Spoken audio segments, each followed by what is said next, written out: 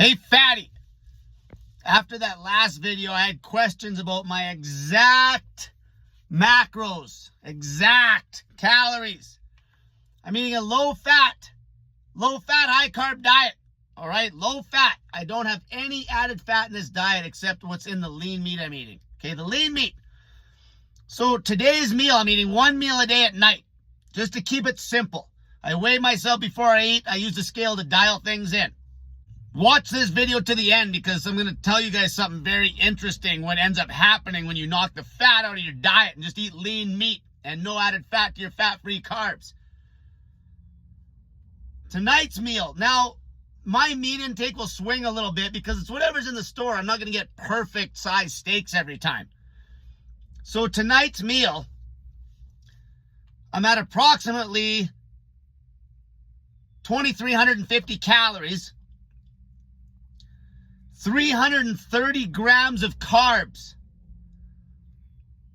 and 174 grams of protein. So that's almost bang on 1 gram per pound body weight of protein when I'm ripped, when I'm lean.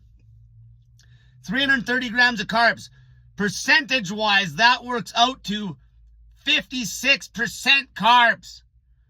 Now, understand, my protein's actually going to be pretty high tonight because I'm eating a whole 500 grams of meat. It just worked out that way.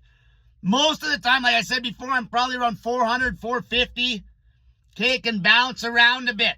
So as soon as that protein comes down, so if I had a little bit less meat, that carb count's going to go up. And it'll be up probably north of 60%. Take note that my meat tonight is about 500 grams of meat. So when my meat comes down, sometimes I might just have smaller steaks. I told you I'm between 400, 500, 550 grams of meat.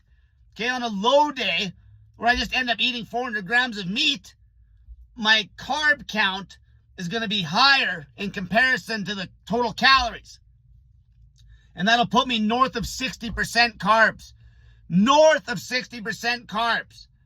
But right around that 60% is going to be where I'm normally at, right around there.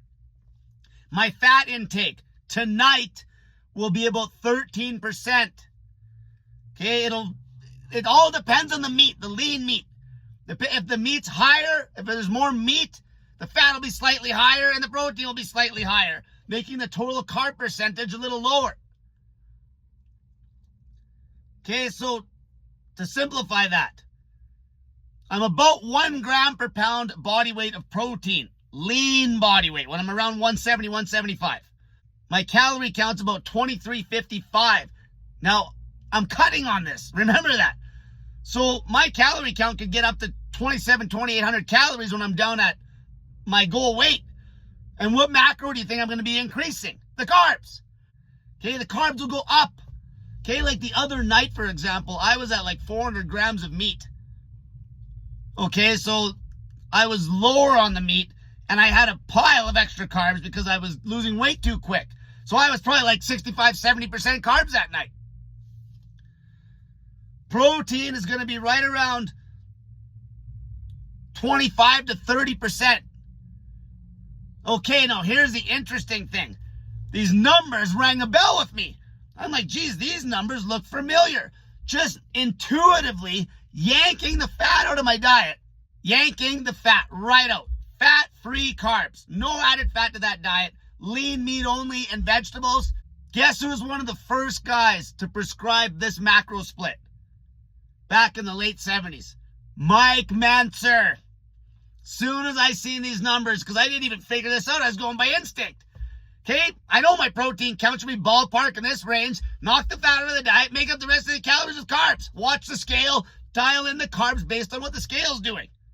Mentzer's macros were 25% protein, 15% fat, 60% carbs. It's almost identical. Okay, if that has any merit, if you think Mentzer knows what he was doing, he sure as hell knew what he was doing with Tom Platz when he got Tom Platz to go on a low-fat, high-carb diet.